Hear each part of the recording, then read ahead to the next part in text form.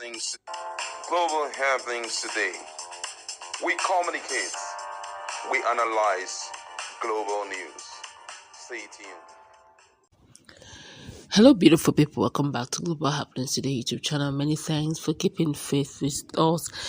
Some few hours ago, Peter Obi took time to explain or probably bring to the notice of Nigerians the level of waste in the Tinubu-led government, where they're thinking of making renovations and all whatnot, building houses, renovating and making good the presidential, especially vice president's lodge and home in Abuja. And of course, they pegged one already in the last supplementary budget for their building also in Lagos. Apparently, that write-up that Peter Obi did inked the presidency, and they have decided to respond. What they said is amazing. We're going to get to see through all that. Before we do that, kindly subscribe to our channel by clicking on the red subscribe button beside it. You see a bell notification icon. Please go ahead, click on it to get notified as soon as we update our channel on YouTube.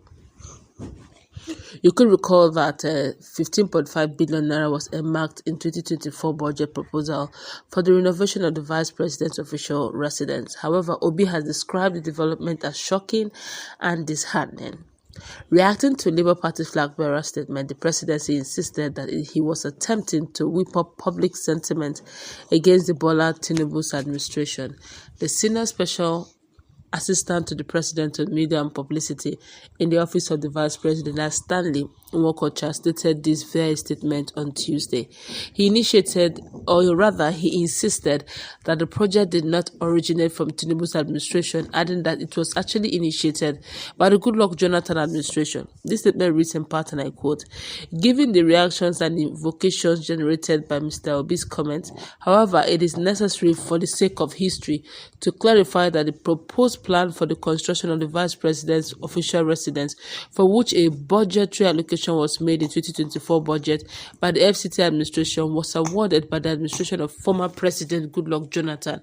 It was not originated by the present administration. This Mr. Obi knows, but chose to play dumb, all in a bid to inflame a targeted group of Nigerians, and as usual score cheap political goals, accolades and praises.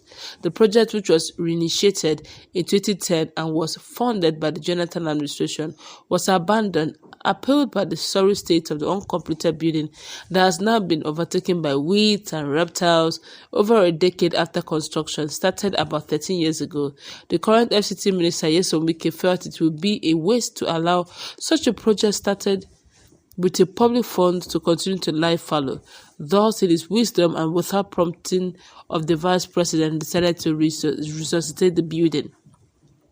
We invite more cerebral Nigerians to cross-check properly who should be considered a waste between Obi's tantrums because the project has attracted government's attention, given the decision by the current administration to complete vital abandoned project. What is more wasteful and reckless than abandoning an edifice to rot and depreciate despite the amount that has been sunk into it over the years? Of course, Nigerians have decided to react to this. We're going to allow you a moment. Of course, we're going to talk about it, but let me just read the reaction of Nigerians. My colleague is in the house. This one here says, so the VP has no place of residence where he can stay for now until things get better. And the person here said, okay, when will things get better? When Jonathan comes back to power? Just asking. And the person here says, president, vice president, now Washo. Another person says, is the money involved also coming from Jonathan? With situation on ground, hardship and other calamities, at this time, this money is good for economy, not for VP house, please.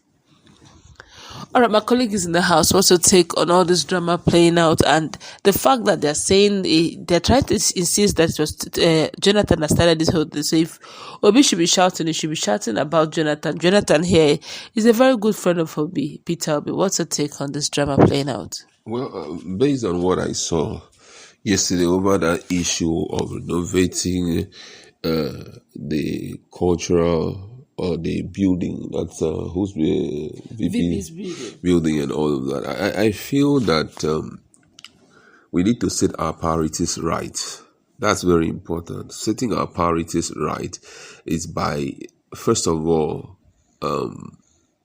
creating a class for these priorities. We all know that what will change the narrative for this country in terms of revenue generation is actually investment. And so spending money on things that will never generate investment, for me, it's totally wrong. Second class it, that particular project, 40 billion naira have been spent on it, but why not put it maybe for the next 3 years you're going to do it.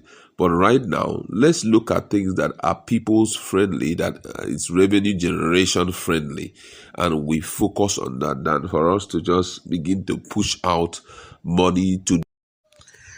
Oh, well, my colleague has spoken quite elaborately. This one is just personal. I feel that even if Jonathan had started it according to the presidential media person, it doesn't mean that this dispensation must also continue with it, being that the times we are in as a nation and as a people is more critical than the time of Jonathan. During the time of Jonathan, there still was much more than enough, really. So there was no room for critical thinking. There was still a lot of rooms. The naira per dollar rate exchange rate was favorable. There was still subsidy in the fuel, and even per liter of fuel then was about, I think, 69, only grew to maybe 85 thereabout, and that was it. But now I'm talking about fuel that is up to 650 and still growing. Dollar that is about 1,000, 150, 160, parallel markets, official rate 850 going to 900, still growing. There is nothing encouraging for anybody to be spending frivolously, no matter what you want to say, that it is wasteful to leave the taxpayers' money in an uncompleted project. Be sensitive. Look at time. This is not the time to begin to think of uncompleted frivolities. I just feel they should look at the basic things, like you can just imagine, for example, Nigerians are suffering, they've increased school fees, cut across university schools, and they're willing to give the students loans to continue with their education. And yet again, the animals in the zoo, in the Aso Rock, are going to get a whooping 201 million naira, 201,400,000 naira. For budgetary, and students were not even given their own, instead they're given loan to go to school. I'm just wondering, I think we should be setting our priorities right. And there's a whole lot of more issues there. Begin to see things like honorarium. Please, Nigeria is bleeding. There's no honorarium anywhere. Don't give anybody any honorarium. If you come, yes, you can see Nigeria is bleeding. So just go straight to the point. You can't be going to somewhere like COP28 summit and you're going with an entourage, like PDP will call it. Is it an one-bed gathering? Where everybody says, so what do we call it? Is it jamboree? These are things, cost of governance, that should even be priority. But it's the least of their worries.